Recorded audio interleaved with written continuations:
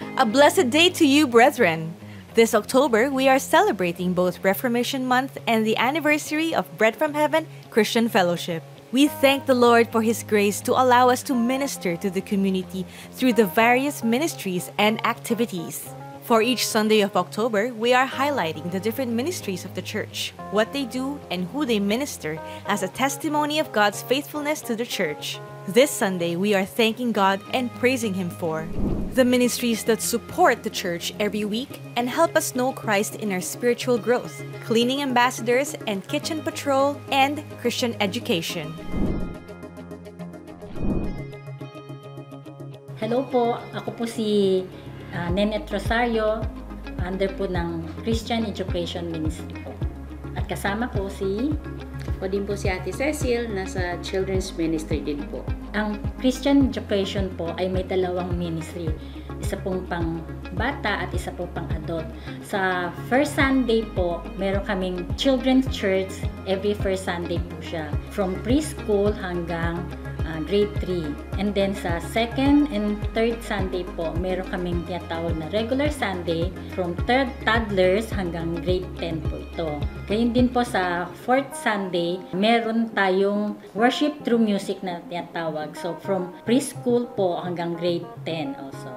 Mayroon po tayong monthly fellowship ng CE Volunteers. Ito naman po yung magsama-sama yung mga volunteers, teachers in the marshals, and also dito din po magkakaroon ng updates sa lahat na nangyayari. And mayroon din tayong mga invited speaker para po sa encouragement din paglago ng ating mga teachers. And patuloy din po tayo na nananalangin sa mga teachers na ito and volunteers na patuloy din po silang gamitin ng Panginoon. Meron din tayong adult ministry po. Katatapos lang din po namin ng equipping fellowship. Tinuruan po sila kung paano po mag-aral sa Bible, paano po magtuturo ng Bible study at small group po. Tayo din ay nangangailangan ng mga volunteers kasi po kailangan po ng ating mga kabataan turuan ng salita ng Diyos. Kaya naman po, kung interesado po kayo, i-approach nyo lang po si Ate Nenet or ako sa mga detalye kung ano po yung dapat gagawin at saka sa mga schedules po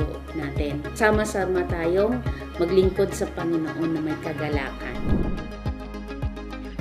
Ako po si Sister Alma Caminadi, nangunguna po sa Cleaners at Kitchen Patrol. Ito kasama ko si Sister Miji Agraba, isa po siya sa Kitchen Patrol na tumutulong, nagpe-prepare sa mga lutuin ng bawat ministry na nagre-request. Ang gawain ng Cleaners, kung anong mga activities na assist namin, naglilinis sa CR o ano pang mga kailangan sa church, maging malinis naman ang facilities natin ng church, maging komportable yung mga church members or worshipers and visitors, para yung example na maging paano ang church ng Bread from Heaven na maging maayos ang paligid. Ang Kitchen Patrol naman, marami sila pero ito yung representative na mag-prepare din sa mga lulutuin nila na maging masarap, na minsan kahit pagod pero masaya sila kasi alam nila yung niluluto nila na para sa Panginoon at maging masarap talaga at para yung kumakain ay maging mas lalong mag-serve sila sa Panginoon ng may kagalakan sa puso na nakikita nag-serve para sa kaluluhatian ng Panginoon.